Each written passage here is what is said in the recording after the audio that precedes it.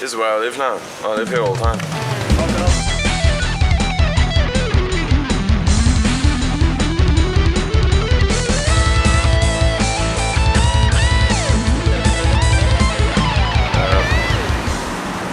Still playing guitar, getting better at it, you know. Obviously, like, you could get worse, would you? Unless you, like, I don't know, lost a finger or something, maybe. Like Tony Iommi, but, you know. So what do you think your greatest triumph has been? My greatest triumph? My greatest triumph would have been... Playing to 32,000 people last night was pretty good, considering there's only 400,000 people in this island, you know. I mean, obviously, the ones who didn't watch me were probably children or very old. And I think there's quite a lot of them over here. So. Some of your fans would maybe say that your very existence is your greatest triumph. Well, what do you think about that? Well, that's sort of, you know, that's already... That's a given, an underlying given, I suppose. That's, yeah, it would be... is that an ecumenical matter? It could be. I mean, anything that I've done could be anything, really. Yeah, it's one of those sort of things where, you know, there's no boundaries to my feats. Your feet? My feet. Your feet? My greatest feats. What size are your feet? Again, they go up to... The big feet? The big feet. Huge feet. Some of them well, are small. You know what they say about big feet? Big shoes. Big shoes, yeah. Big shoes and a big pride.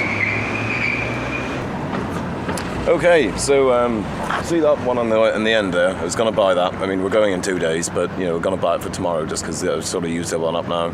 It's a bit small for me as well. Just I don't know, I didn't really like it as much. I think that's a much more impressive one. Is the Corinthia there? Going to buy that for a day. I was going to buy all this as well and get it all knocked through as one, but apparently it would have just disturbed the people who've been living there for too long. You know, it would have been unnice. Really, it wouldn't be nice for them. So. You know, and sometimes I do charitable things like that, you know, because I'm a humanitarian as well, of course. I mean, I like other humans, especially when they buy my records and come to see me play. And it just gives you so much reward, really, you know. So, yes. A lot of my fans have come from all over the world, you know. I mean, there's quite a lot of them that do just follow me about. They must be rich as well, of course, you know, successful people, and they just must have seen me and thought he's very successful, and they like the idea of that, and they, you know, so they follow me about. And what we've been getting here is these sightseeing buses, and I rented a few of them for them because it was getting a bit annoying that they were just constantly following me on foot. So I thought I'll get these buses, you know, and fucking tour around about the place, and then they know where I am because they have a GPS sort of thing. You'd think it'd be a bit invasive for my privacy, but there is a sort of small electrical sort of punishment. Well, not really a punishment, just sort of like a boundary. A boundary, like it's, you know, if you hit a dog when you're training it, you know, you don't fucking knock it out, and like, you just, you know, a little. It's you know, just tap. keeping, yeah, it's a tap. So this is like an electrical version of one of those that they all have. So this is an electrical warning tap. Yeah, it's just sort of, they sort of take the piss out of it, you know what I mean? I don't have to do it all myself. So I just may as well take a little bit of time here to introduce you to my band, because obviously, you know, I don't do this all by myself. I spend quite a lot of time getting the right people in.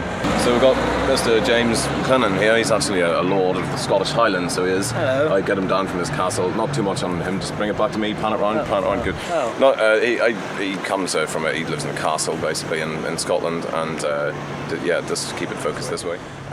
So yeah, he's pretty good. He plays guitar, you know, he's a professional. He's a strange bloke, but he's professional. He's good. Right, get on the shot. Don't even talk. This is Peter Clark here. He does vocals for me. He's pretty voracious sort of chap.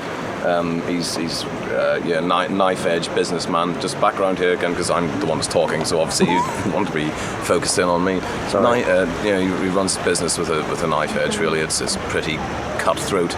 You know, he's a good man, and he sorts all my finances out for me as well. Not like, you know, pays anything for me, just tells me how to spend it, really.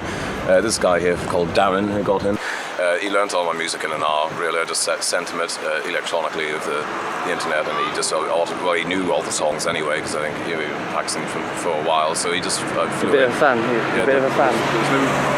See, the other guy I used to use who played bass, he actually died in a freak sexual accident. It was pretty disgusting, really, and and all of that. I mean, there is another guy at home, but he was working with somebody else at the time, and it wasn't that he wouldn't rather work for me. It's just that he would have been killed if I didn't really had the resources to sort of help him, but didn't really.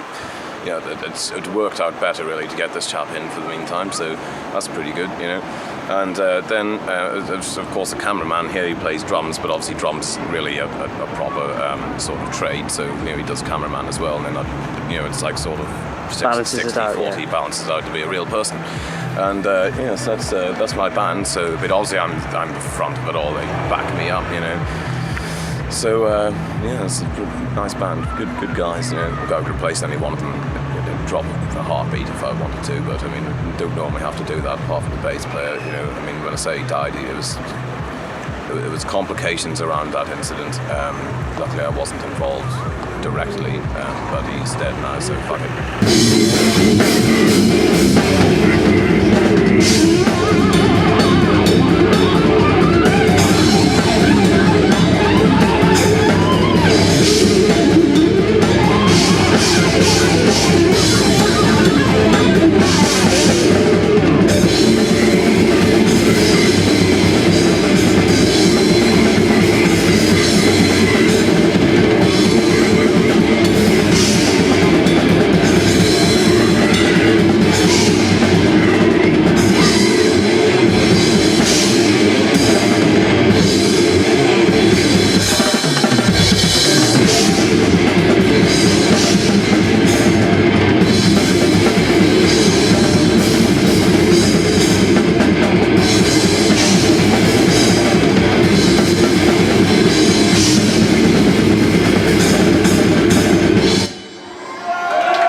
Thank you.